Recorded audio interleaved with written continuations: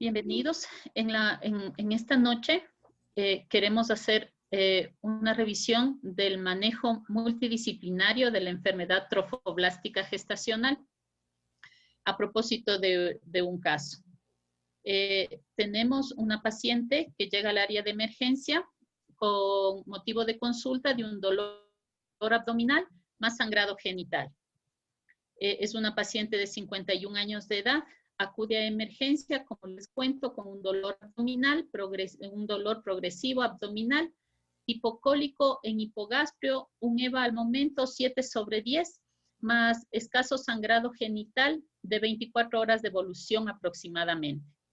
La paciente refiere que ha presentado amenorrea de 8 semanas, acudió a una valoración en un centro obstétrico y le diagnosticaron un embarazo. En este centro le informan que parece que algo va mal con el embarazo y que debe ser sometida a una cirugía, pero que no dispone los insumos en el centro para poder realizarla. Con esta razón, más el dolor y el sangrado, la paciente acude al hospital. Es una paciente femenina, 50 años, nacida en Cañar, residente en Quito, casada con una educación básica. Ella realiza quehaceres domésticos de tipo de sangre O positivo, no refiere transfusiones. A los 42 años de edad, diagnosticada de hipertensión arterial, en tratamiento con candesartán, 16 miligramos QD. Su padre fallece a los 70 años por una úlcera gástrica. No tiene antecedentes quirúrgicos ni alergias que reportar.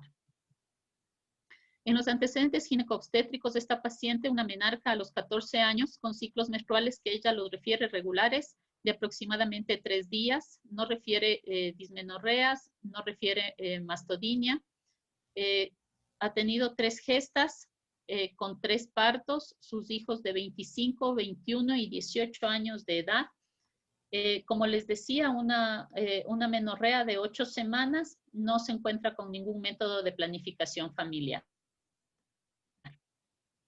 En la revisión de órganos y sistemas refiere además fatiga, debilidad, mareo, el dolor tipocólico que habíamos enunciado y la falta de menstruación por el embarazo, pero consiguiente el sangrado que presentó.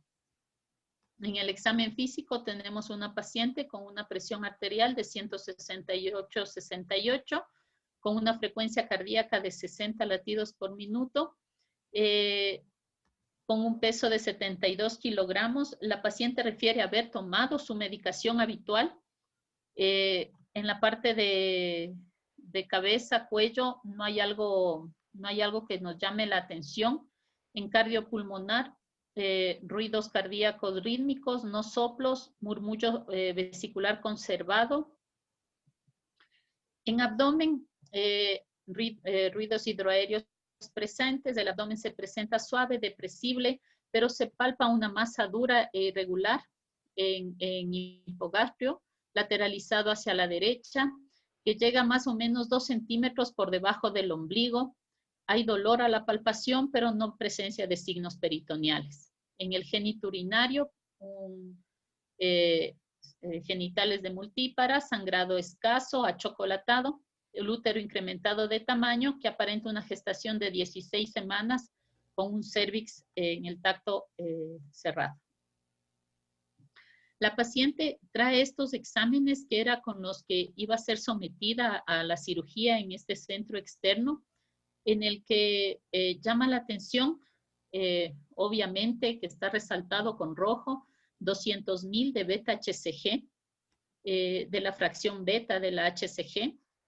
Tiene una plaquetopenia de 92.000 y elevación de las enzimas hepáticas. Nos trae solo el reporte de un eco que le realizaron en este centro el 9 de septiembre del año anterior, en el que reportan en la parte del endometrio, visualizan una imagen mixta heterogénea que abarca una gran extensión, de aproximadamente 3.37 por 49 milímetros de contornos regulares. Es lo que reporta esta ecografía. No disponemos de las imágenes. Sin embargo, al su llegada al hospital, se repite obviamente la biometría. Acá las plaquetas se presentan en 184,000, pero sí hay plaquetas gigantes y ocasionales agregados plaquetarios, con una hemoglobina de 10.8 y 33 de hematocrito, una anemia. Volvemos a repetir la beta-HCG y encontramos 525,156.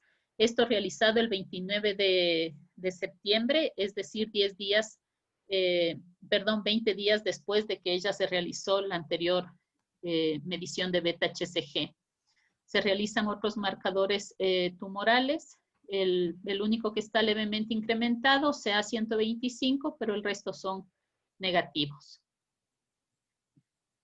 Repetimos una ecografía. Nosotros en el hospital, de ella, claro, sí disponemos de las imágenes.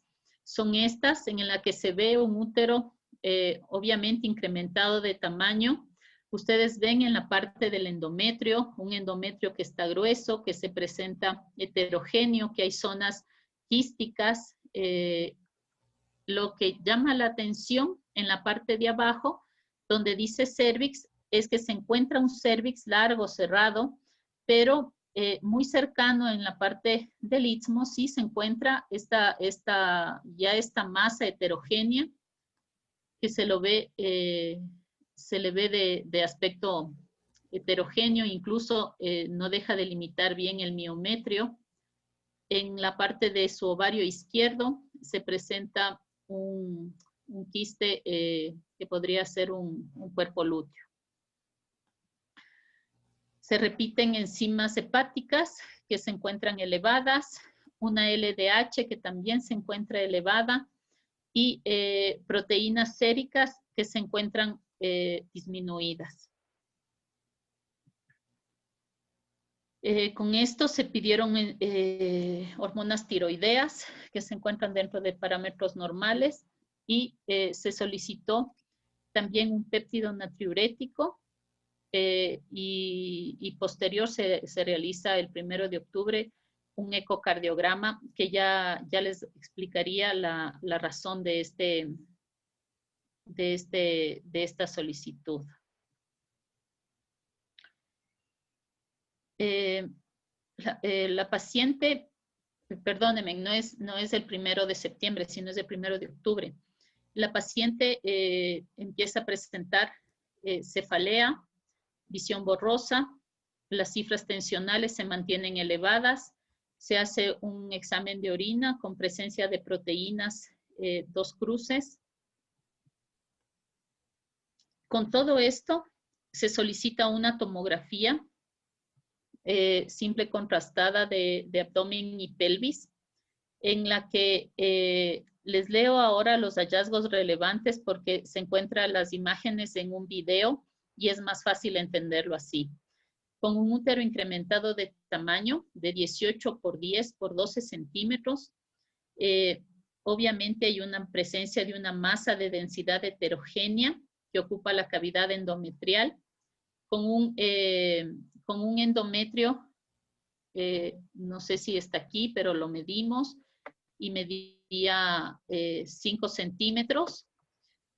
A nivel de los cuernos, en el lado derecho, se ve asas de intestino delgado que se encuentran adheridas al útero. No se observa una adecuada zona de clivaje de las asas y la pared del útero.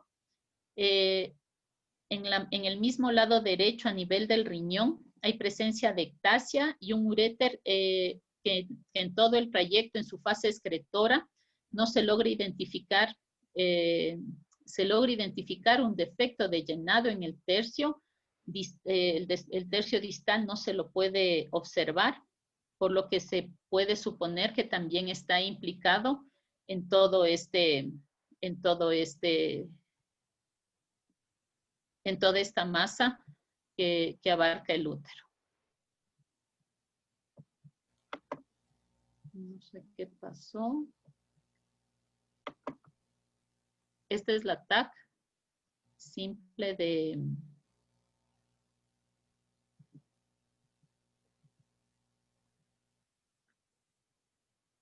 Creo que esperemos un minutito que se pueda cargar.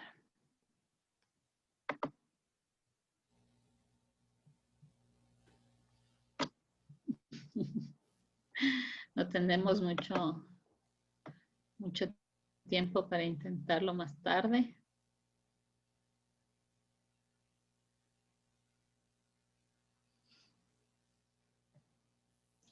No dura mucho, dura apenas unos segundos.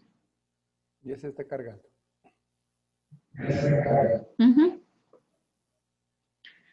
Dura tanto la fase sin contraste como la con contraste, duran unos 17 segundos, no es mucho.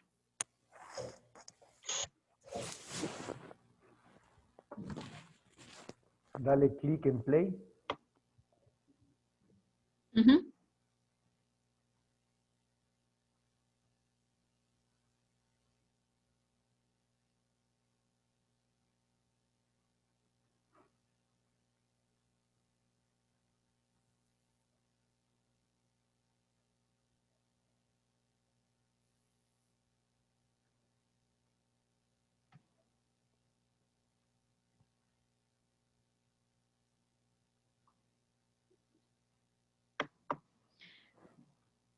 Ustedes pueden ver ahí la masa que abarca toda la región, toda la zona pélvica. Esta es la fase sin contraste.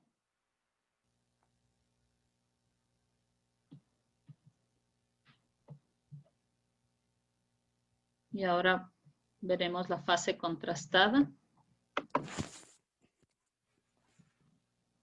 Es igual muy cortita, no lleva mucho tiempo.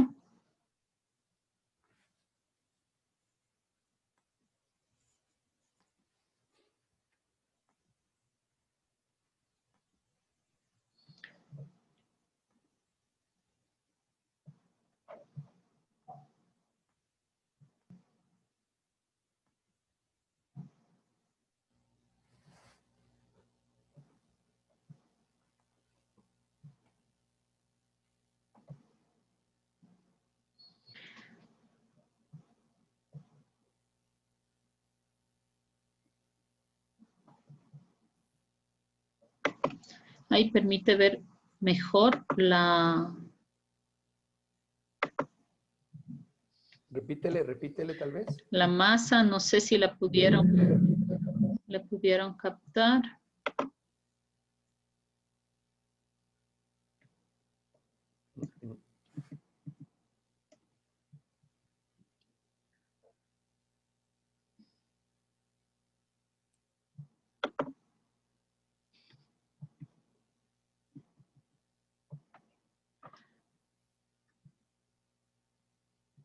Justo nosotros que le alabábamos y decíamos que era más fácil la reproducción.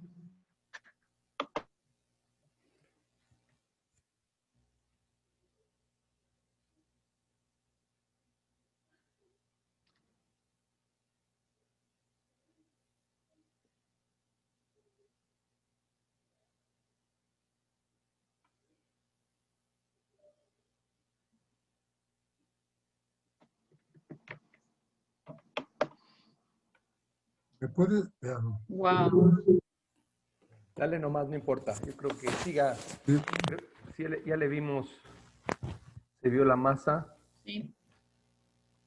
Sí, permítame un ratito que estoy teniendo problemas yo con la computadora. Ahí estás, en la 22. Sí, no, lo que pasa es que estoy sin imagen yo en la computadora. Ah. Un minuto. Debes irte donde está tu fotito a la derecha y arriba y ahí cliqueas.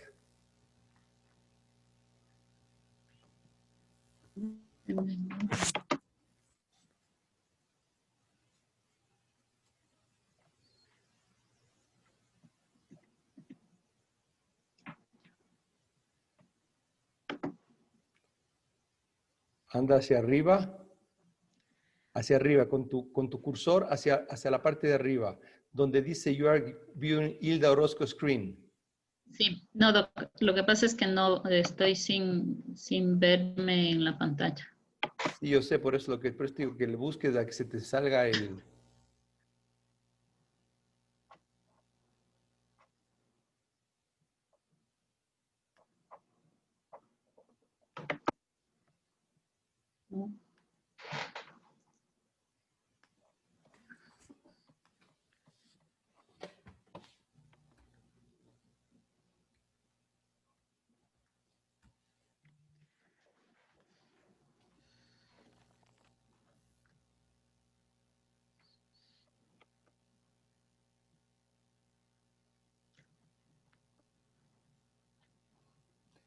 Panchito, ¿qué tal está el pan?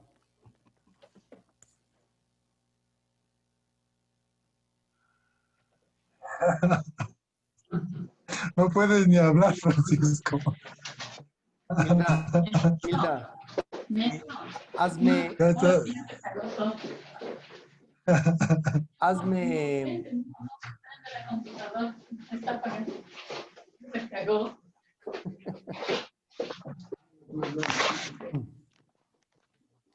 Hilda, escúchame.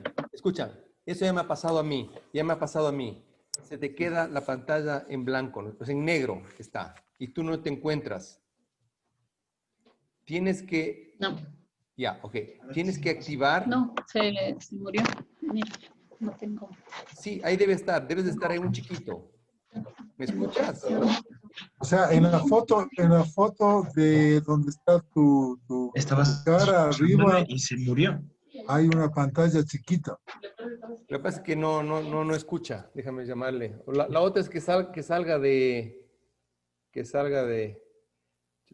que le di a la Hildita, le di el host, pero la Hildita, a ver, Hilda Raquel Rojas. Y si entra nuevamente la Hilda, No, lo que tiene que hacer es salirse y Michelle está de co-host. ya Entonces, por eso te digo que se salga y le vuelva a cargar todo. sí, eso puede ser. Pero no me contesta.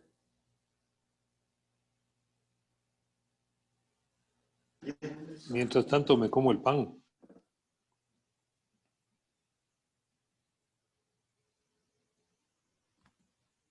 Deberías decir dónde Ahí está. compraste, Ahí estamos. etcétera, Francisco. Ya, ok. ¿Ya te saliste? Ya, vuélvete a meter entonces. Ya, En el Cirano. ya. Si quieres, Gracias. ahorita presento te mando la presentación que me mandaste. ¿Te parece? ¿Ya te entras? Ok.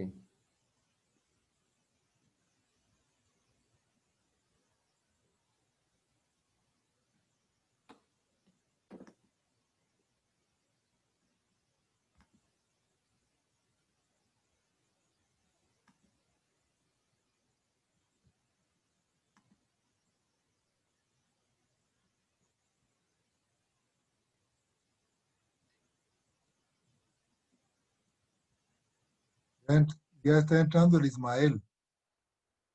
Y está entrando Hilda también.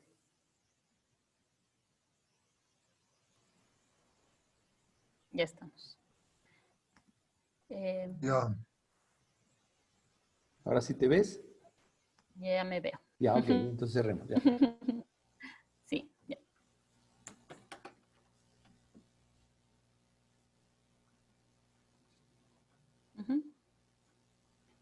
Comparte la presentación. Ah, es que ahora soy yo. Ahora estoy yo. Entonces, déjame ponerte a ti de co-host. Ya. Ok. Ahí estás. Entonces, ahora sí tú puedes compartir la presentación, pero me voy a quedar yo como host Sí, por favor. para mantener que no se te vaya la Sí. pantalla. Ok. Sí, hecho. Ahora sí, compártenos la presentación, por favor. Ya, Doc. Yo creo que las imágenes ya las vimos. Sigamos con la 21, creo que es la que tocaba. Sí. Deme un segundito. Hola Ismael, Trata buenas de, noches. trata de poner, Hilda, cuando pongas de compartir la participación, ahí debajo antes dice utilizar audio de mi computadora y mejorar los videos. Ujú. Buenas noches, gracias Fernando por los saludos. Me disculpo por el retraso, realmente estaba con un paciente, pero ya estoy aquí.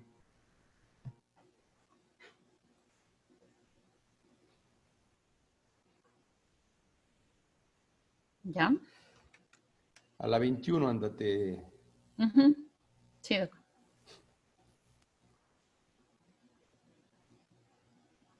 Ahora sí lo ven, ¿verdad? Sí, Sí.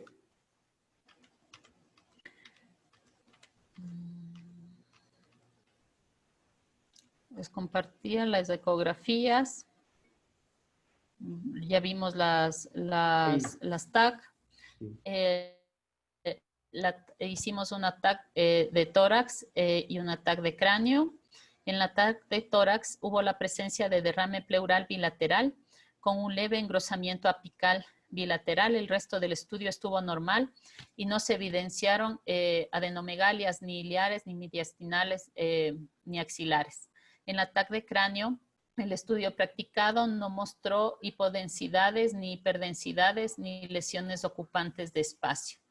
El 2 de octubre se hizo una toracocentesis del líquido pleural, el cual fue negativo para un proceso infeccioso, y en el citoquímico también fue negativo para proceso neoplásico. En la lista de problemas que tengo una paciente de 51 años con una hipertensión crónica, con una amenorrea secundaria, dolor abdominal, sangrado genital del primer trimestre, cifras tensionales que se volvieron a elevar, un fondo uterino mayor para el tiempo de la amenorrea, una beta-HCG muy incrementada de valor, un eco transvaginal con presencia de masa intrauterina y una TAC pélvica con una masa heterogénea intrauterina con extensión al cérvix e infiltración del endometrio. Con esto, obviamente, mi sospecha podría ser de una neoplasia con una hiperplasia endometrial, una enfermedad trofoblástica o una neoplasia endometrial. Dentro de esto, la hiperplasia endometrial, como todos ustedes deben recordar, los valores de beta-HCG nunca van a estar tan elevados. En la enfermedad trofoblástica, que es característica, vuelta la elevación de la beta-HCG y el aumento de tamaño del útero. En la neoplasia endometrial, per se, un coriocarcinoma, ya lo vamos a revisar, también entra dentro de esto. Con todo esto, obviamente, nuestra principal sospecha es que se trata de una enfermedad trofoblástica gestacional. En la enfermedad trofoblástica gestacional tenemos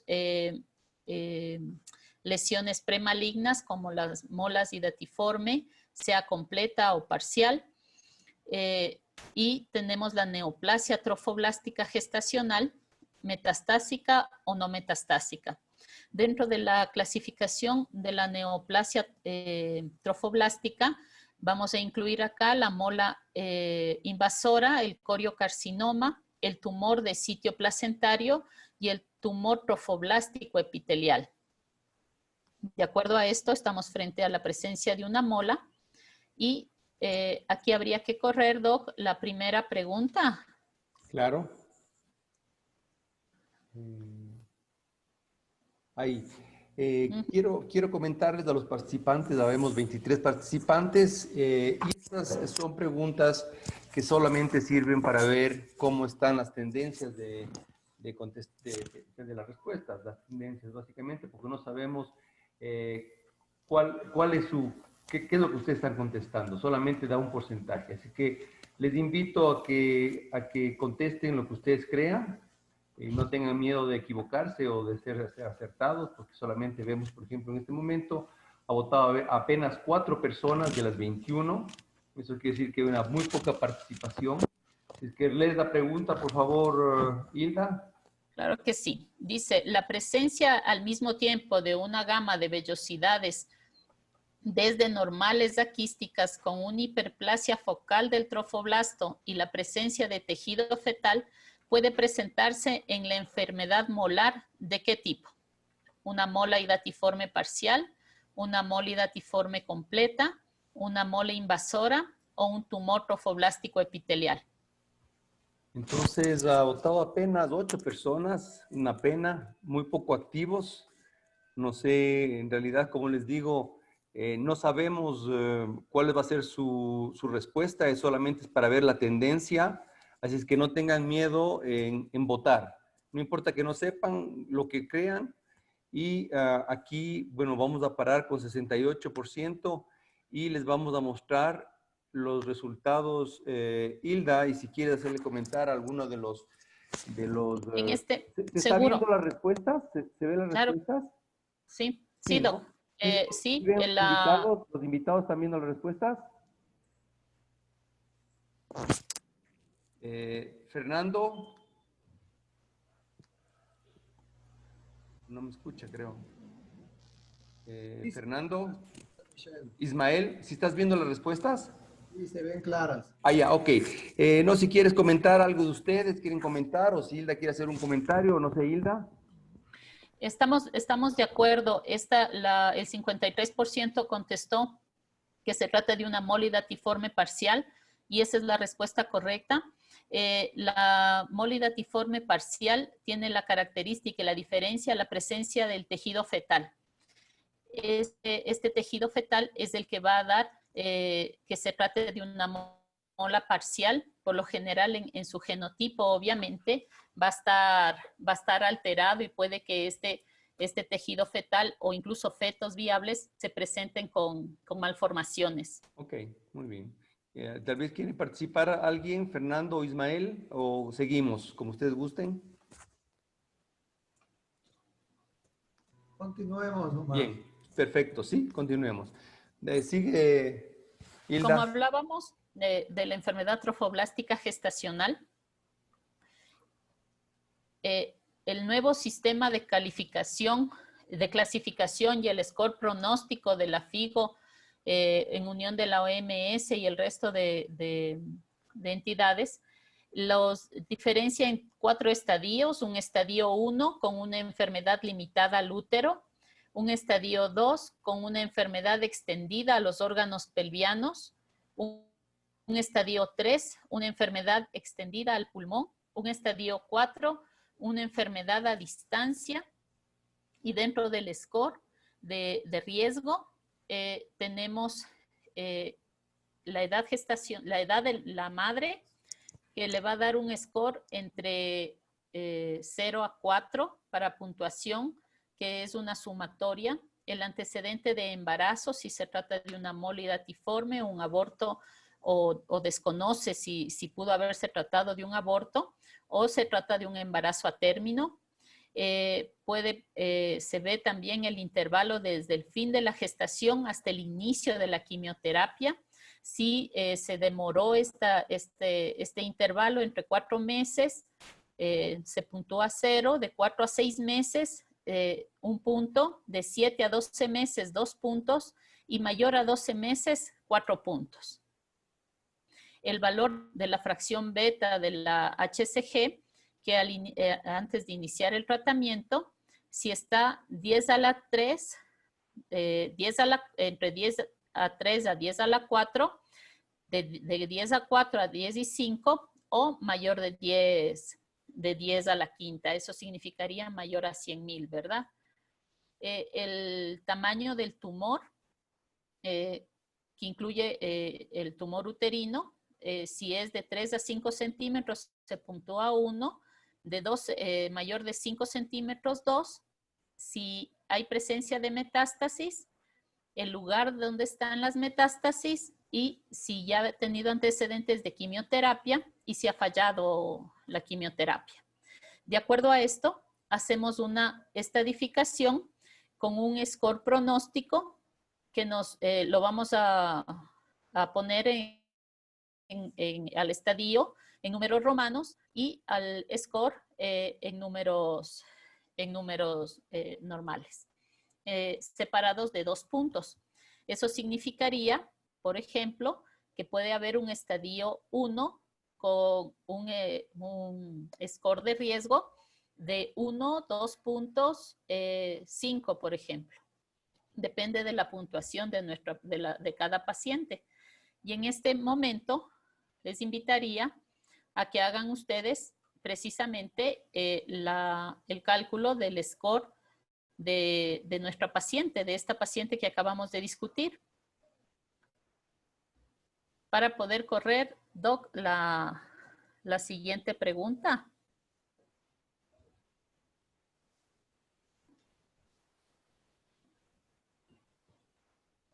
Ahí estamos viendo la pregunta. Sí. Ok, entonces aquí está 4-6, 1-5, 2-8, 3-10. Han votado 2 apenas. Hilda, discúlpame ahí un poquito. ¿Podrías refrescarme los datos de la paciente? Ya que yo ya no recuerdo. Me acuerdo que tenía unos datos Es elevadísimos. una paciente de 50 años de edad que tiene una fracción beta de HCG beta de más de 500,000, con un tamaño de un tumor intrauterino de 5 centímetros. No identificamos metástasis. Hay una propagación hacia el cérvix, hacia el cuerno y parece extenderse un poco hacia asas intestinales. Y obviamente ella no ha sido sometida todavía a ningún procedimiento de terapia. Muchas gracias, Hilda. Muy bien. Creo que hay muy poca votación. Sí es un poco complicado para algunas personas. Tal vez de pronto hay algunos estudiantes que están dentro del poll. Vamos a mostrar cuáles son los resultados que tenemos. ¿Y quieres comentar, Hilda?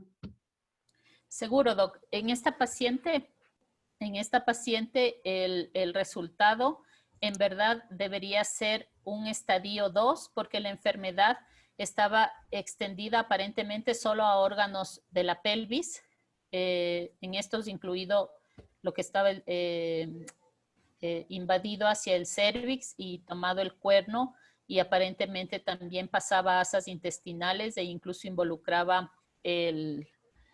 podía involucrar el uréter también del lado derecho. Es un estadio 2. Dentro del score de riesgo, ella tiene un score entre 7 u 8, va a depender a expensas de la edad, de que tuvo una fracción beta mayor de 500,000 y el tamaño tumoral fue mayor de 5 centímetros. Muy bien. En el lugar de metástasis, por eso les decía, podría tomarse a las asas intestinales como que hubiera habido metástasis, pero en verdad no son metástasis, sino debió haber sido catalogado más bien como una invasión. Entonces, la respuesta es la 2-8, La ¿no? C. Debería ser entre 2-7, 2-8, Doc, sí. Ok, muy bien. Bueno, interesante el ejercicio para que sigan con sus otros pacientes. Sí. Fuera de eso, Doc, aquí habría que correr la tercera pregunta, que, mejor dicho, habríamos de aclarar que en el sistema de calificación, el score pronóstico mayor de 6 puntos, menor de 6 puntos es de bajo riesgo, mayor de 7 es de alto riesgo. Entonces, obviamente, la paciente nuestra es un score de alto riesgo, y con esto usted consideraría que el tratamiento de elección de esta neoplasia, mejor dicho, de una neoplasia de alto riesgo sería... Ha votado una persona nada más. No sabemos quién vota, que por favor voten sin problema. Queremos ver cuál sería su... Como si puedo comentar, Hildita. Claro, Claro que sí, claro, claro que sí, Fernando, doctor claro. Checo, por favor. Realmente, cuando elabora esta escala de riesgo, a veces sí hay problemas en determinar si es que hay invasión a vísceras huecas. Lo que sí podríamos decir es que es un estadio 2 porque parece que el tumor estaba en el útero, estaba en el cervix, en la trompa, y si es que está dentro de la pelvis sería 2, con una remota posibilidad de que esté invadiendo intestino, pero en la TAG no creo que me impresionó cuando le di a la paciente que había esa posibilidad. De hecho, cuando hice el score, que igual que le pasa a Ismael, no me acuerdo muy bien. ¿Le pueden quitar esta pregunta para que vean? Sí, sí. Ujú. Ahorita le quitamos. Verán, la clasificación es cuando un puntaje es menos de 7 es de bajo riesgo y cuando es 7 o más de 7 es de alto riesgo. Entonces, por edad tenemos un 1 que tiene 51 años. En antecedentes de embarazo, realmente no sé si es que hubo ya el informe de que tenía una mola hidatiforme o era un aborto o desconocido. De todas maneras, si le ponemos el puntaje más alto de aborto desconocido, tendríamos un total de 2. Creo que ella tuvo la última menstruación, creo que 8 semanas, ¿verdad? Sí. Ujú. Ahorita Sí, no me doctor. acuerdo, 8 semanas, que sería también como de 4 a 6 meses, que sería el 3. El valor de la beta HCG de 500,000 le pone a ella en la segunda columna, que también sería 1, porque sería, como decir, 50 a las 10 a las 6, creo, o a la 4, creo que es a la 4. Bueno, eso ya, pero yo creo que le calculé así. El tamaño del tumor, 5 centímetros, es número 1. Son 2 puntos. Entonces, no me sobrepasa los 7 puntos. Entonces, la impresión de la Hildita es que es una enfermedad trofoblástica de alto riesgo y según el puntaje, para mí sería de bajo riesgo porque no alcanza a llegar a los 6 puntos. Eso nomás quería, digamos, hacerles ver mi visión. Creo que le calculaste mal, porque según el cuadro que presenta Hilda, ¿sí? Y la historia que me presentaron a mí, el tamaño del tumor en centímetros era mayor a 5 centímetros. ¿Sí? Sí, era mayor a 5 Ahí es, centímetros. ahí es un punto. Contemos, ahí es 1, Y- ahí es, si es que se conoce que fue una mola hidatiforme, sería 0. ¿Qué dicen ustedes? ¿O es mola o es aborto? Mola. Mola, ya, entonces 0. Digamos, un punto. Después tenemos el intervalo, que es digamos, menos de 4 meses. Incluso me equivoqué yo. Eran 8 semanas, ¿verdad? Sí. Ya, sería 0. Seguiríamos con 1. El valor de la HCJB Es HCGB es de 10 de 500,000, que sería otro 1. no, 4. 4, 4, doc. Por porque es Porque es 500,000. 500,000. Y el valor mayor a 100,000 es 4. mayor a 100,000 ya es 4. Claro. Ya entonces sería Ujú. 4. 4 y Sí. 1, 5. 1, 5. Y 2, Sí. El 7. mayor tamaño del tumor, más de 5, 7. 7. Es lo que 7, puso sería Hilda. 7. Sí. Y yo por alguna razón creo que le califiqué como de riesgo bajo. No sé si No, estoy... Fernando, yo me recuerdo clarísimo cuando conversamos contigo la primera vez de esta paciente. Ujú. Sí. Él lo calificó como de alto riesgo. Me Ya, acuerdo. entonces he estado bien. Ok. Es que ahorita, es que no me acuerdo bien del caso, estaba yo otra vez Yo sí me haciendo las recuerdo, cuentas, pero ya, ok. fue ese momento. Y una cosa que también tenemos que ver es que en esta paciente, cuando comenzamos con el diagnóstico, no teníamos diagnóstico de mola. Seguro, Ismael. Sí lo tenemos. Entonces era un punto más. porque el diagnóstico de mola se hizo después de la primera quimioterapia, que ahí la paciente desprendió un volumen de Ya, tumor ahorita me considerable. acuerdo, sí, cierto es eso. O sea, Claro. estaba de alto riesgo, ¿no? O sea, Ya, 7 u ya, 8, ya, como dijo Hilda, 7 u 8. Ujú, ya, ya, bien está, bien está. Entonces ahí viene sí. la pregunta que ya votaron. Ujú. No Y había- en este caso, al catalogársele como un score de alto riesgo, se pensó en realizar una poliquimioterapia con ella antes de realizar una histerectomía. La histerectomía funciona, en este caso, al invadir el cérvix y la parte del miometrio, se la considera una mola invasora de alto riesgo y por eso la primera opción fue entrar a poliquimioterapia. Y de lo que decía el doctor Escandón, hicimos una línea de tiempo más o menos desde que la paciente el 29 de septiembre llegó con el dolor abdominal y el sangrado, con un diagnóstico, se podría decir, de imagen de una molidatiforme que se complicó con incremento de la presión, con cefaleas, con visión borrosa, incluso con su derrame pleural. Todo esto relacionado a posiblemente un proceso toxémico que fue inducido también por la mola. Al 1 de octubre le valora el doctor Checa con una neoplasia trofoblástica con un estadio 2 y un score 7 de O alto sea que, riesgo. Y o sea que sí he sugiere, puesto bien. sí, y sugiere la paciente se va a beneficiar mucho más con quimioterapia antes de entrar a la histerectomía. Entonces se inicia el 4 de octubre quimioterapia con la actinomicina D, metrotrexate y el leucovorin de rescate. Y mediciones de beta-HCG para ver el descenso de ellas, de las betas. La paciente, como decía el doctor Escandón, acude a emergencia el 16 de octubre, es decir, 12 días después de la primera quimioterapia, porque presenta dolor abdominal con sangrado y eliminación de tejido.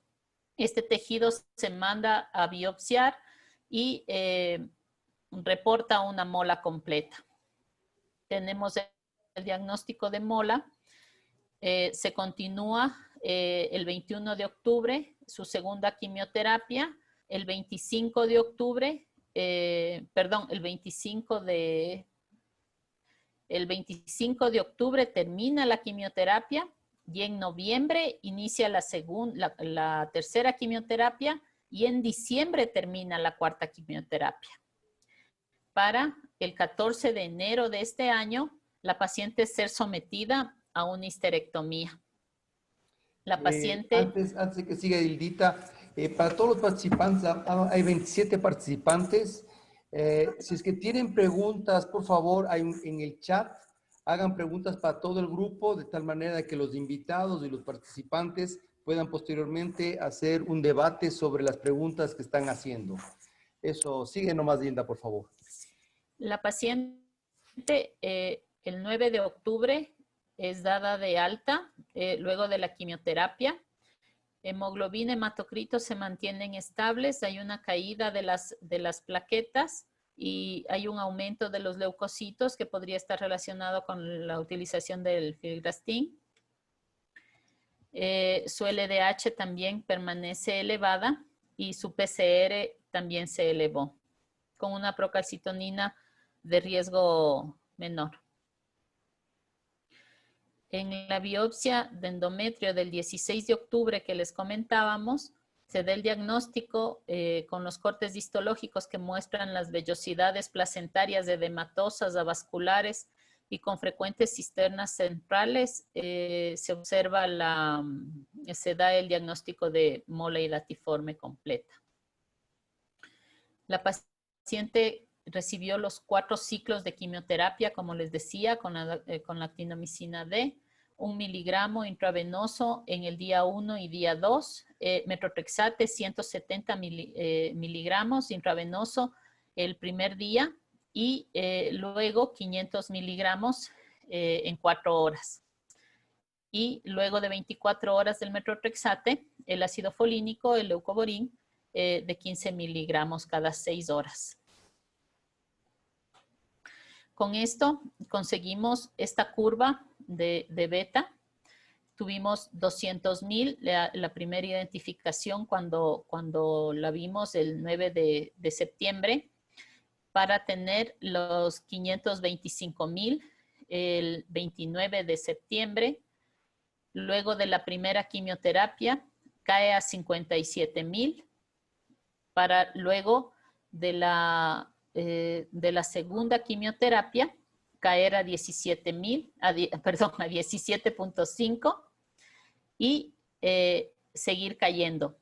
Todos estos puntos, los 4 primeros puntos negros son las quimioterapias que recibió la paciente, y el último punto es la histerectomía que se le realizó. Ha tenido otras mediciones subsecuentes luego de la histerectomía que mantiene rangos de 3.5, 3.4, 2 y el último en abril de 1.5.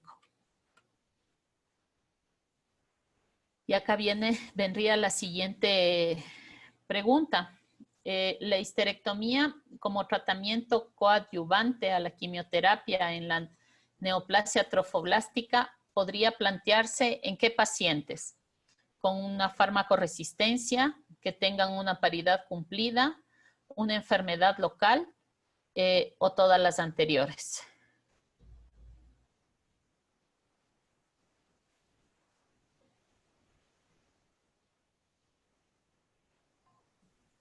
Que pueden votar, vamos, apenas 8 personas han votado. Ahora sí que lleguemos al menos al 50%, vamos 12. Ya, ahí estamos. Entonces, con un 54% de 60% de votaciones, vamos a mostrar los resultados. Y estamos todos de acuerdo. Uno puede plantear el hacer una histerectomía coadyuvante cuando hay resistencia a los fármacos, cuando la paridad de la paciente está cumplida, al menos en la nuestra, que nuestra paciente tenía 50 años, yo creo que ya estaba más que cumplida, y cuando ya la enfermedad, cuando es una enfermedad local. Perfecto. En este caso, disminuye el riesgo de recidiva. Muy bien. Pensando en esto, el 14 de enero se hizo la histerectomía a la paciente. En los hallazgos de la cirugía ya se describe solo un útero de tamaño normal, 1 por, con adherencias al anexo izquierdo, ya intestino grueso y epiplo, con un anexo derecho macroscópicamente normal, es decir, sin mayor problema. Patología nos describe un endometrio compuesto por estructuras glandulares que en algunos casos muestra dilatación sin incremento del índice glándulo-estromal. Los cortes del endometrio muestran estructuras nodulares incipientes y nos da el diagnóstico de un endometrio proliferativo desordenado con una hipertrofia miometrial. Es decir, luego de la quimioterapia, la paciente se curó. Ya no encontramos ningún punto de una neoplasia trofoblástica en la pieza de la cirugía en sí. Hilda, eso es lo que a mí me genera más pregunta que la pregunta que hiciste anteriormente. Tú hiciste una pregunta de ¿cuándo podríamos hacer una histerectomía coadyuvante? O sea, ¿en qué situaciones? Con paridad satisfecha, con enfermedad local y cosas así, ¿ya? Pero yo creo que es mucho más importante saber cuándo no hacer la histerectomía, ¿sí? Porque seguro, cualquier persona te opera. La cosa es cuándo deberíamos saber cuándo no operar, porque hasta cuando yo recuerdo, la mejor cirugía es la que no se hace, ¿sí? Y en esta paciente yo estuve muy dudoso en cuanto a si operarla o no. Obviamente, tenía muchas cosas que me decían para operarle, como eran sus niveles de gonadotropinas que tuvo, el nivel de tumor, la edad, todo nos daba para realmente hacer una cirugía coadyuvante. Pero no sé si tienes ahí tú en tus preguntas, si es que cuando no operamos a estos pacientes. Al inicio la hicimos. Les ponía que en esta paciente cuál hubiera sido la mejor opción, si operarle o quimioterapia. Y claro, les explicábamos que en esta paciente ella se beneficiaba mucho más de un tratamiento de quimioterapia antes que de cirugía. Seguramente en la parte de cirugía, si entrábamos al inicio, hubiera sido un desastre porque teníamos un proceso que estaba invadido, en verdad. Entonces, hubiera sido desastroso y posiblemente igual el seguimiento hubiera tenido que hacerse quimioterapia y tal vez podíamos en ese caso haber dejado algún foco de tejido trofoblástico que va a implicar que la paciente tenga una recidiva. En eso no creo que tenemos conflicto. Lo que yo digo es, después de que teníamos la quimioterapia, con excelente respuesta, yo no sé si tú tienes las fotos de la ecografía después de la quimio. No, Isma, no lo tengo. Ya, porque después de la quimio, esta señora tenía un endometrio lineal, ¿sí? Y un útero de 6 centímetros, o sea, era una paciente básicamente para mí sana, ¿sí? Entonces, o sea, yo diría, ¿por qué? Si es que esta paciente hubiera tenido, o sea, ¿con qué razón no la hubiera operado? ¿Sí? Si tú me preguntas a mí, hubiese sido, si la señora quería tener un embarazo, o sea, no tenía su paridad satisfecha, yo le dejaba su útero y perfecto me manejaba con los controles de gonadotropinas. La razón para yo operarla a esta paciente fue que una de esas gonadotropinas, creo que te falta una, porque ella llegó a un punto casi cero y luego volvió a subir sus gonadotropinas. Cuando volvieron a subir, ahí se la operó, ¿sí? Y obviamente se le explicó que sus niveles de gonadotropinas comenzaron a subir porque ella había dejado un espacio muy largo de tiempo. A ella se le dijo de lo que recibió la última quimio, a ella se le había dicho que tenía que venir como en un mes o 2 meses, no recuerdo exactamente, ¿sí? Y la señora se alargó como 3 meses en venir, ¿sí? Y obviamente para cuando vino, su gonadotropina ya subió. Estoy segurísima, ella llegó a tener 0 punto algo de gonadotropinas en este lapso entre noviembre y enero que se le opera. Ella tiene otra gonadotropina que era mucho más baja, era de 0 punto algo. ¿Sí? En el hospital no la encontré, Ismael. Estas son todas tomadas del hospital. No sé si... Tal vez fue de otro lado, pero yo me recuerdo muy claro y, Claro, y probablemente si me pongo a revisar la historia clínica de la paciente lo encuentro. claro. Porque me acuerdo que yo conversé con ella cuando ya estaba su gonadotropina en 0 punto algo. Yo dije, ahora tenemos que operar. Ella me dijo, voy a reunirme con mi familia. Y luego, para la siguiente vez que vino, ya tenía una gonadotropina más elevada. Y ahí fue cuando yo tomé la decisión de, De operarlo. Claro. Tal vez en eso, Ismael, sí es una de las recomendaciones que te hace que todas las mediciones sean hechas en un mismo laboratorio, porque cuando la haces en otro laboratorio puede que el proceso sea un poco diferente. Y claro, no es que varía mucho, pero en la parte de seguimiento nuestra sí va a haber variación, ¿me entiendes? En la una ya estuvo negativa. Yo de todas las del hospital no encontré ninguna negativa. Todas, o sea, de 0 ninguna. Todas negativas, sí, en 17, en 3 y todo, pero menores no. Menores a 0 no. Tal vez sí esa recomendación, esa aclaración hay que hacerla, que se recomienda que sean hechas todos en un mismo sitio para tener una fidelidad en el resultado. Pero claro, ella, la posibilidad, como es un alto riesgo, podría haber tenido una recidiva en cualquier momento, podría haberla tenido, Ismael, claro que sí. Por eso es que a ella habría que seguirle haciendo los controles, ¿no? Posterior. Aquí entonces vendría una pregunta interesante, Ismael y Fernando. Dice, en el tratamiento de la histerectomía coadyuvante, ¿se siguen los resultados post-quimio inicial o se siguen el tratamiento de histerectomía apegado a los factores de riesgo y de gravedad? Es decir, una. Y la segunda es, hay dificultades en las lecturas de histopatología o las lecturas de histopatología generalmente no llevan a conflictos. Y la tercera es, ¿no utilizan Portacat en estos pacientes para la quimioterapia? Si quieren responder algo o... Tal vez si es que quisiera hacer una acotación. He oído que se habla de una cirugía coadyuvante a la quimioterapia. En la actualidad hay diferentes modalidades de quimioterapia.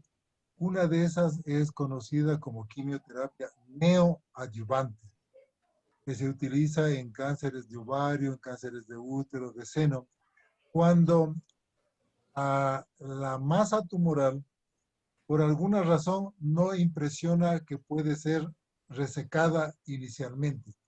Y la quimioterapia neoadyuvante lo que intenta es disminuir el volumen de esa masa tumoral para que la cirugía sea mucho más fácil.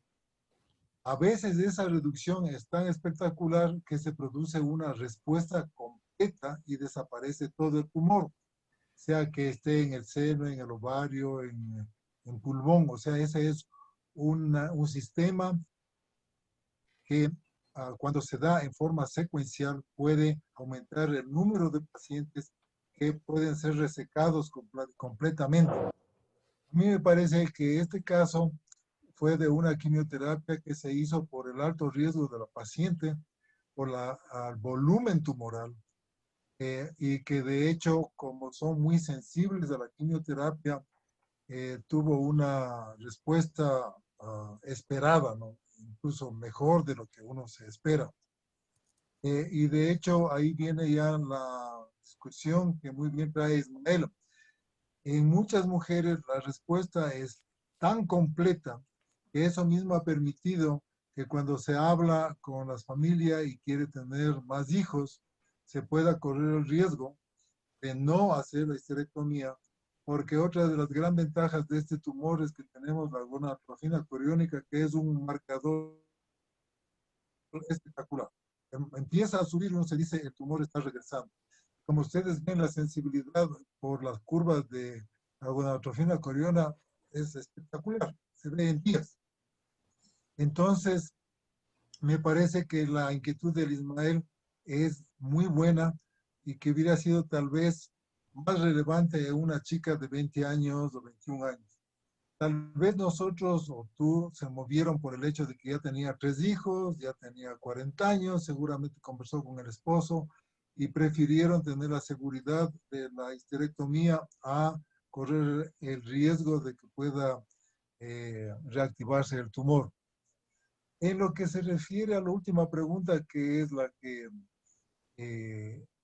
me decías, el cuestionamiento de si se utiliza o no implante fix, esto depende del tipo de quimioterapia y a veces del número de ciclos que uno se programa para esa quimioterapia. Hay quimioterapias que se dan, que te digo, cada 2 semanas por 6 o 8 meses o más. Entonces, con ciertas drogas que producen inflamación de las venas, ahí uno se ve que la utilidad del implante fix es realmente buena. Pero cuando tienes quimioterapias, como por ejemplo en este caso con metotrexato y la tractinomicina sí es un producto que produce inflamación y es muy serio cuando se produce trasvasación. pero como son tan sensibles, a veces uno se piensa que la respuesta se va a ver después de 3 y 4 ciclos, y a veces no tiene esa gran utilidad poner el implanto fix. Seguramente ese fue el juicio que hice y decidí simplemente ponerle por vía periférica.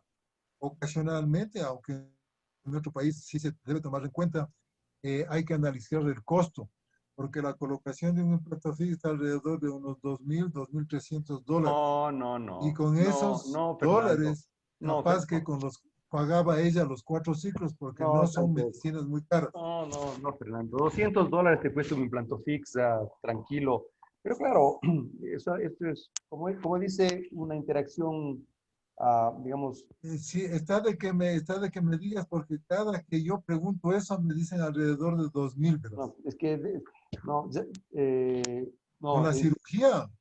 no, $2,000, debe ser $2,000 toda la cirugía, me imagino, con Con la todo quimio. eso, o sea, la puesta del catéter. Claro, no, la puesta de catéter, o sea, un catéter te cuesta $150, $200 máximo. El cirujano te debe cobrar, no sé, creo que son 10 puntos. Esos son 10 puntos, son $500. Menos, no, menos 10 puntos. Bueno, ve, Menos, Michelle, lo que creo que podemos hacer es preguntar en el hospital, claro, no, porque cuando yo he averiguado me han dicho alrededor de esa cifra. no, yo creo que esta paciente se pudo haber beneficiado y como básicamente para esto mismo son estas charlas, fíjate, es para una interacción entre todos los servicios y eso es bueno decirlo, ¿no? O sea, yo veo que es un excelente tratamiento se ha dado, pero yo creo que en este caso ha habido como 4 o 5 intervenciones de quimio y al final hasta disterectomía, en donde se pudo tranquilamente o haber utilizado un reservorio que se llama o un implanto fix. El implante fix. Sí, no Verás, cuesta eso es mucho, no cuesta rutina. mucho. Eso es rutina, pero yo me voy a asegurar el precio. Y si es que vos me dices que eso no pasa de Yo 1,000, yo estaría te los pongo, sorprendido, yo te los porque verás pongo. que Yo te los pongo. eso se hace poner a cada rato, ¿no? Sí, claro, Y el no, que no. sabe de esto es del Harry. El Harry Dorn. Bueno, yo pongo a todos mis pacientes en cirugía, bueno, en cirugía pediátrica con problemas oncológicos, en casi todos, digamos que el implanto fix es casi la regla, a excepción de los pacientes inicialmente que están con problemas de plaquetas bajas o con glóbulos, linfocitos muy bajos. Pero esto no es el caso, ¿no? Yo creo que el Harry te puede Ya. poner y todo eso, ¿no? Pero no Ya. cuesta mucho, Fernando. yo voy a revisar eso, porque como yo Sí, no revise. soy el que pongo, simplemente en mi mente tenía ese precio, ¿no? No, es mucho más bajo, o sea, digamos, mucho más bajo. Pero bueno, eso es interesante, ¿no? Ya, ok, ya Qué voy a bueno que... preguntarle a los pacientes. Claro.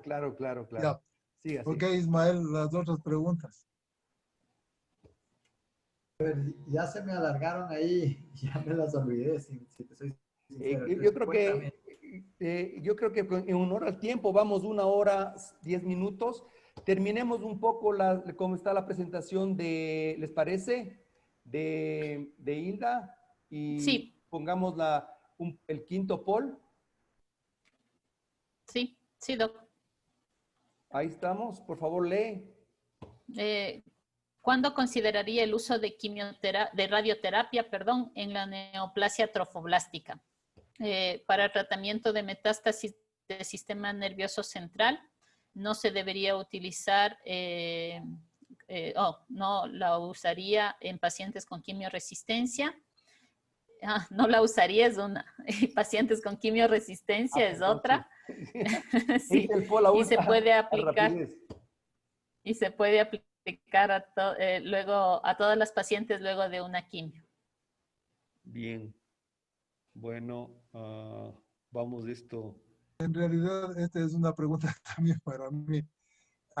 De hecho, si es que usted está manejando un paciente con quimioterapia, después de la quimioterapia, cada 2 ciclos se hace una evaluación de respuesta, porque sería infructuoso seguir haciendo quimioterapias si no tiene una buena respuesta.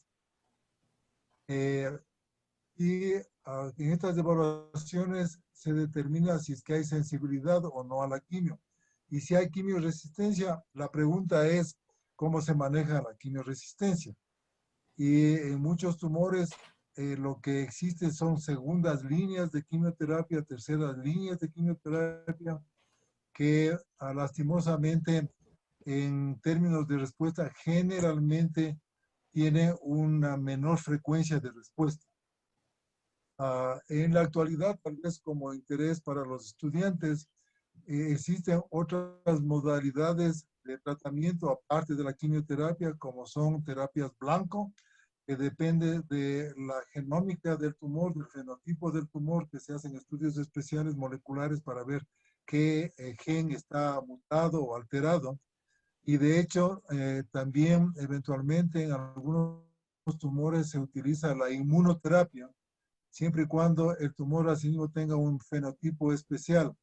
Para eso se hace estudios como ver si las células tienen los marcadores de PD1 o PDL1, o si es que existe una inestabilidad microsatelital elevada, o si el MMR es deficiente, y ahí uno se puede utilizar inmunoterapia.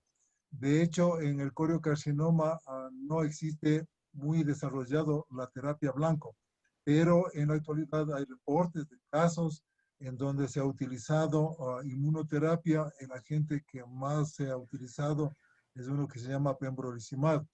Y la ventaja es que cuando responden a la inmunoterapia, a veces responden y esa respuesta dura mucho tiempo, dura años. De tal manera que la quimioresistencia se puede combatir con quimioterapia de segunda, tercera línea, con terapia blanco e inmunoterapia. Sí, así mismo es, Doc. En verdad, la radioterapia decía que es muy útil en el tratamiento de metástasis del sistema nervioso central, en verdad, porque caso contrario, casi nunca este tipo de neoplasias no aplicarían para radioterapia. La siguiente pregunta, Doc, por favor. Creo que ya es la última. Que dice que para realizar el seguimiento de la enfermedad trofoblástica gestacional luego de la normalización de la beta-HCG en pacientes de bajo riesgo se realizaría una beta-HCG mensual por 12 meses y en pacientes de alto riesgo se realizaría una beta-HCG mensual por 18 meses. ¿Este enunciado es verdadero o es falso? No me parece. Realmente... por favor, ¿pueden ahí votar? Porque Comenta Fernando, por favor. Realmente verán en los seguimientos de pacientes que tienen marcadores tumorales, a veces hay una especie como de exceso en las solicitudes de los marcadores tumorales, ¿no? Y muchas veces el pedir con mucha frecuencia no ayuda mucho. La beta-HCG tal vez se diferencie porque tiene una vida media muy corta. Y entonces cuando se empieza a dividir, rápidamente aumentan los niveles. Generalmente uno se hace valores de riesgo y se dice, esta paciente tiene un alto riesgo de recurrencia y se comienza inicialmente con periodos de cada 2 meses. Y si después de un año la beta-HCG se mantiene baja, ya se va prolongando el intervalo a 4 meses, a 6 meses. De tal manera que eso de seguir cada 12 meses implicaría que se va a hacer solo por 12 meses. Pero en algunas pacientes habrá la necesidad de continuar la marcación de estos marcadores tumorales por incluso años. O sea que va a depender de la evolución clínica y del riesgo para que se establezca un sistema de control de los marcadores tumorales. No me gusta mucho ver que pongan así fechas fijas, porque puede variar de una paciente a otra. Lo que le ha pasado al Ismael, empezó a subir entonces pides más seguido, pero si hubiera salido en 0, capaz que el Ismael hubiera dicho, no le opero, ¿por qué? Porque está en 0. Hubiera pedido otra en 2 meses. Si estaba en 0, no hacía nada, simplemente le observaba. Muy bien. Justamente por ahí iba mi pregunta, Fernando, porque había una opción de ver si es que como hubo una respuesta tan buena y con una paciente estable, probablemente se podía dejarla, pero como comenzó a subir esa beta, se decidió operarla nomás. Hay dos preguntas del doctor Francisco Cruz para los exponentes. La primera es si es suficiente el tratamiento con metotrexate, primero. Y la segunda es si es que hay diferentes tipos de tratamiento dependiendo de la edad. De quimioterapia, me imagino que decía Francisco, y si no, para que luego él corrija. Fernando, Ismael. Bueno, de hecho, dependiendo del estadio clínico y dependiendo del grupo de riesgo, hay diferentes esquemas de quimioterapia, que van desde el uso de 2 drogas, 3 drogas, a esquemas mucho más complejos, como el EMOCA, por ejemplo, o el parecido al tumor de testículo del coriocarcinoma, que es el PEF. Y conforme hay resistencia a estos esquemas de quimioterapia, los esquemas de rescate se vuelven cada vez más complejos. Lo que te podría decir, Francisco, que en algunos casos incluso se ha llegado a trasplante de médula, es decir, se ha utilizado dosis muy altas de quimioterapia con rescate de células madre. O sea, simplemente para indicar que conforme más resistencia o más riesgo o el estadio es más alto, los esquemas de quimioterapia son mucho más complejos, llegándose, como les digo, a trasplantes de médula, que son ahora raros, ¿no? Hubo una época en que eso se hacía, pero como una alternativa, en alguna vez se podría considerar. De hecho, como ya mencioné antes, cuando hay resistencia, hay estos nuevos tratamientos de inmunoterapia y de terapia blanco. La otra cosa que mencionó Francisco es si es que hay alguna diferencia por edad.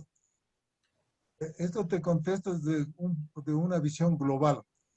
Realmente, en la actualidad, la edad no es un factor para decidir si un paciente te pone un diferente ciclo de quimioterapia. Lo que más importa es la edad biológica.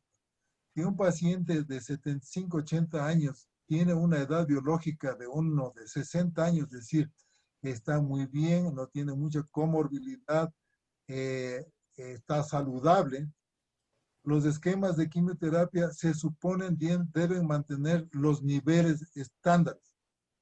Por ejemplo, si tienes un cáncer de colon, antes se decía, pasado los 70 años se tiene que dar este esquema con menos dosis o menos medicamentos. Pero en la actualidad se ve que eso se tiene que evaluar realmente con mucho más cuidado, porque se ha visto que cuando los pacientes reciben los esquemas estándares tienen una mejor sobrevida y de hecho, si es que el tumor desaparece, la calidad de vida es mejor. De hecho, debe haber algunas indicaciones de que por la edad, pero como les digo, no nos interesa mucho ahora la edad, sino lo que nos interesa es cómo está el paciente biológicamente. Es un paciente de 90 años, el paciente de linfoma, el más viejo que yo he tratado es de 95 años. No, ¿por qué? Porque el esquema de quimio es un esquema muy tolerado. Y él estaba muy bien, y él toleró bien y respondió. De hecho, esto implicó que la dosis y el tipo de quimioterapia era una quimioterapia con pocas drogas, y los linfomas, como ustedes saben, a veces son muy sensibles a la quimioterapia. Puede haber una persona joven, o sea, de páncreas, una persona de 40 años que esté tan deteriorado que realmente no puedes hacer ningún tipo de quimioterapia.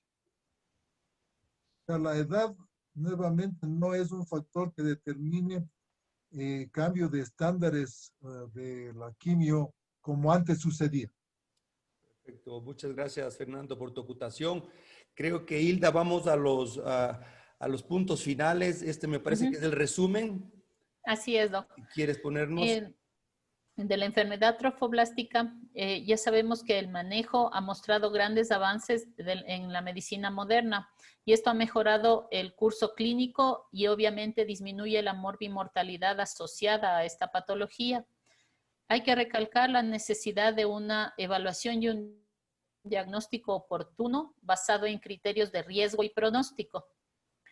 Y que pese a ser una enfermedad infrecuente, el profesional de la salud debe tener un conocimiento de la patología y un alto índice de sospecha para evitar errores diagnósticos, terapéuticos y poder hacer un adecuado seguimiento, doc. No sé si los doctores tienen alguna otra acotación. Hilda, les felicito. Me parece muy bueno todo lo que hemos hablado ahora y yo pienso que cada vez nosotros mejoramos la terapéutica de nuestros pacientes. Ponte el video, Francisco, ponte el video, por favor, que estabas Ya, que estás ya. Ya. Ahí estás. La parte importante, la que yo veo, es, no sé cuántos psicólogos estemos, pero yo lo que quisiera es preguntarles a todos, ¿cuál era el protocolo que mantenían ante una mola, ante una enfermedad trofoblástica a nivel de hospitales? Porque realmente nosotros, y para nosotros, es una gran droga, igual que para los reumatólogos, el metotrexate. Con el metotrexate nosotros hemos hecho muchas cosas, ha sido una monoterapia. Hemos conseguido iguales efectos terapéuticos a corto y mediano plazo. Y realmente porque yo pienso que también hay la parte económica de los pacientes, ¿no? No todos tienen la posibilidad de llegar a nuestro hospital. O tenemos que tratar de ofrecerles a la mayoría de la población nuestro hospital, pero con un protocolo que realmente nosotros hayamos comprobado que nos haya funcionado. Yo estoy de acuerdo con todo lo que he hablado. Yo creo que si llegamos a una puntuación de más de 7, igual estoy de acuerdo con Ismael en el sentido de que siendo así y teniendo una paciente, había una duda si se operaba o no se operaba. Me parece que en muchos casos la observación nos da para no hacerlo y en otras nos arrepentimos de no haberlo hecho. Entonces yo creo que sí, estamos en una terapéutica. Lo único que yo sugiero es el hecho de, claro, y esto podemos hacerlo porque tenemos que, ahora que estamos hablando de protocolos en el hospital, un protocolo para justamente la enfermedad trofoblástica. Ya hemos conversado y creemos que vale la pena hacerlo. Unos casos son fáciles. Estamos hablando entre familia, yo diría que no puedo hablar oncológicamente en una forma tan seria como nuestro oncólogo. Me parece increíble. Él tiene mucha experiencia, pero yo la pregunta que me hago es, ¿y con el metotrexate no nos habría ido tan similar? Porque realmente es diferente ante una monoterapia, ante una terapia múltiple, ¿no? Ahora, lógicamente, se vio que la terapia fue tan buena y tan evidente que en pocos días se fundió. Posiblemente con el metotrexate habríamos tenido que esperar un poquito más. No sé qué me contestan a esto que yo les digo, porque yo lo que digo es protocolos, ¿no? Sí, muy interesante, Fernando. Creo que está aludido específicamente a ti. Si nos puedes comentar, Fernando, ¿qué nos dirías? Esto va dirigido a todos y creo que la mayoría de nosotros trabajamos basándonos en guías internacionales, guías que tienen evidencia. Y de hecho, para decidir un tratamiento se toma en cuenta muchas variables. Una de las variables más utilizadas, el estadio clínico, también la histología, la edad de la paciente, etcétera, etcétera. que nos permite calificar en grupos de riesgo.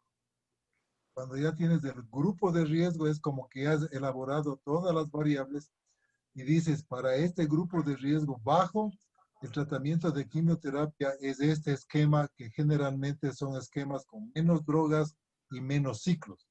Para estos grupos de riesgo alto, los esquemas son mucho más complejos, porque sabemos que a veces el volumen tumoral ya es un impedimento para que haya buena respuesta. Esta paciente tuvo un riesgo de puntaje 7, que es un riesgo alto, y un estadio clínico 2, que no es así un estadio 3 o 4 con metástasis. Creo que eso me hizo, no me acuerdo bien porque a veces uno se olvida cómo razonas las decisiones, pero pienso que pensé que no era un estadio muy elevado, pero tampoco era un riesgo bajo. Entonces decidí utilizar una quimioterapia que está en la mitad.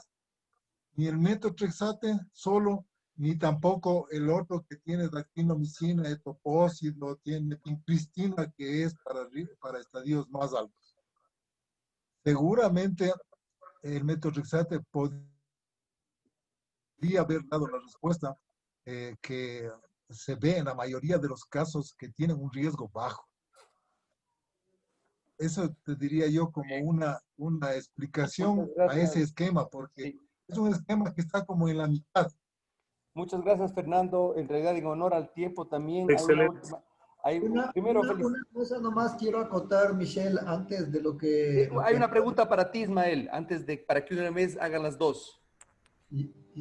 La pregunta, Ismael, es, ¿le abordaste la histerectomía por vía abierta, laparoscópica, en estos casos, según tu criterio?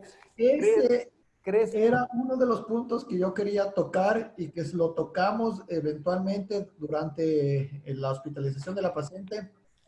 Y voy a aprovechar para responder las dos cosas. Sí, correcto. ¿Sí? Primero, la pregunta de Francisco. En pacientes que tienen un score de más de 7, o sea que son de alto riesgo, así, el 70% de pacientes no responde bien a la monoterapia. Eso respondería a la pregunta que el doctor Fernando te estaba tratando de explicar. Perfecto. La recomendación hoy por hoy es hacer poliquimioterapia, que fue básicamente una de las preguntas que hizo Hilda después de lo que calculamos del score. Por eso, porque tenemos 70% de mala respuesta. Y segundo, a la pregunta de Michelle, yo también, si tú me preguntas, Michelle, yo creo que la señora Albina debe ser la segunda histerectomía abierta que yo he hecho en 10 años, porque hace ya mucho tiempo que ya no hago histerectomías abiertas. Y la decisión para tomarla fue porque estuve conversando con algunos oncólogos de Colombia y de Estados Unidos, y la recomendación para cánceres endometriales no se ha visto una franca mejoría con la laparoscópica. La cirugía laparoscópica genera recidivas en los pacientes oncológicos, entonces no la están recomendando tanto para pacientes oncológicos, ¿sí? Todo lo que tenga que ver con esto, te recomiendan que va mejor, hay menores niveles de recidivas con cirugías abiertas, y por eso a la señora Salvina se decidió hacer una cirugía abierta con un útero de este porte, ¿no? Claro. Bueno, y en realidad, para cerrar ya el caso, primero felicitarte. Michelle. ¿Sí? Solo sigue, claro, una cosa. Sí, Acabo de llamarle a un cirujano, y esto es para todos, para que me ayuden a definir que si estuve bien o mal. Y le pregunté cuánto cuesta poner un implante fix. ¿Ya? ¿Y cuánto piensas que me dice? Que cuesta entre $2,000 a $3,000. Ya.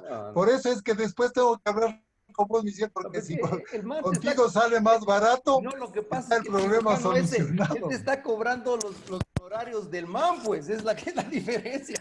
Bueno, pero ya te digo, le acabo de llamar no te cuesta y me eso. dice que cuesta de $2,000 a $3,000. Otra vez me asustó. No. Bueno, te cuento, después hablamos. Bueno, Ya. pero me dejas así, faltando un segundo, porque yo también voy a llamar en este instante Ya, al, bueno. al Ok. laboratorio, que se llama, eh, ah, y le voy a preguntar, porque en realidad no es así, no es así. Yo pongo a los niños, en Bacortiz poníamos casi todos los días. Michelle, yo te creo. Bueno, Por eso te digo, es que a bueno, yo través que se hace mañana más mandamos barato, eres bienvenido. gracias, no, pero mediante, Ok. Harry hace muy buena su labor y hay otros colegas también. Bueno, en realidad, en honor al tiempo, quiero primero felicitarles por esta presentación, Ismael, Fernando y Hilda. También quiero agradecer al resto de los colegas que nos han seguido durante esta más de hora y media. En este caso, a Francisco, el jefe de servicio, quien desde este momento tiene su labor de hacer un protocolo y pues organizar con las personas que están aquí y con los otros del servicio, pues un buen protocolo que sea digno de ustedes, ¿no? Perfecto. De su profesión, de lo que ustedes hacen.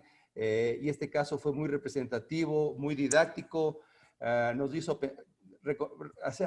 pensar de muchas cosas, me había olvidado tanto de estas cosas, de las molas, y pues he estado muy contento. Les agradezco mucho por su participación.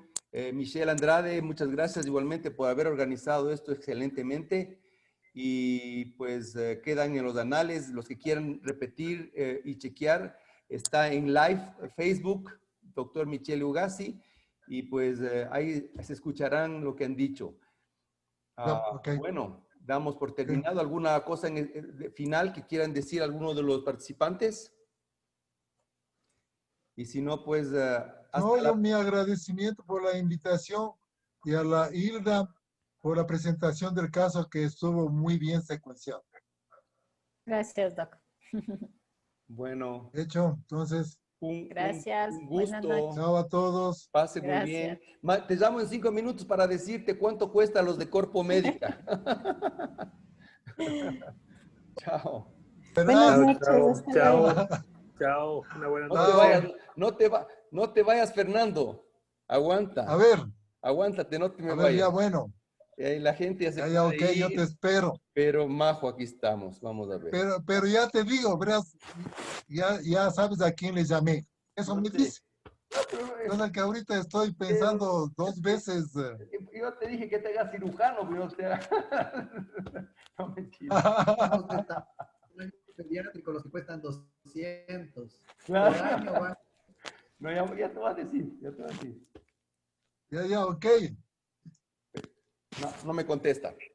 No me contesta, pero déjame llamar a la última, Bueno, pero me llamada. llamas, verás. Mañana le voy a llamar al otro cirujano que me pone los catéteres. Pero es que no tienes que ver lo Y que si cuesta me el dice cirujano. alrededor de 2,000. Ah, No, porque yo no sé, pero ya te digo, tenemos que ver ese es el cuánto precio, cuesta ¿no? el catéter. Eso es lo más importante. Verás, el Y luego catéter, la otra vez me dijeron que estaba como por $700. pueden ser los grandes, no sé, los pequeños amigos. ¿Aló? No sé, los catéteres que ponen en el Luciano. hospital, porque eso venimos poniendo desde hace unos, ¿qué te digo? 10 o 12 años. ¿Cómo estás, Luciano? Discúlpame que te moleste. Estoy en pleno chat con el Hospital de los Valles en un gran round. Y entonces me están diciendo, ¿cuánto cuesta un catéter o sea, para Un implantar catéter subcutáneo? subclavio permanente, Sí, el puerto de implantable. adulto. Más o menos. 300 y algo. El de adultos. Ok. El de la casa Corpo Médica, ¿no? ¿Cuál es él?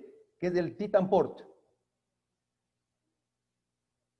El Titan Port. Dile que Michelle, dile que te mande una foto. ¿Ya? Lo que pasa es que ahorita Michelle. está por fuera, pero más o menos, fíjate que me está diciendo de Corpo Médica, Pacumet, Ya. la marca Corpomet, Titan Port, que es en titanio y en silicona. Ya, 300 dólares, ponle el doble, ponle 400 dólares, 600 dólares, pero no, no es no, 2.000 no. dólares.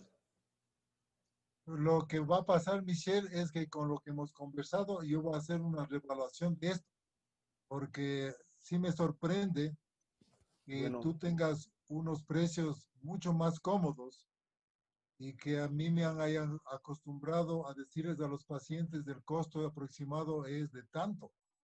Ya te digo, llamé hace 15 minutos a uno de los cirujanos y me dice que cuesta de 2.000 a 2.500. ¿Qué les puedo decir? Y hasta ahí me quedaría. diles que desde ahora en adelante pones con cirujanos pediatras, que ponen hasta más chiquitos. Ya, eso mismo te estoy diciendo.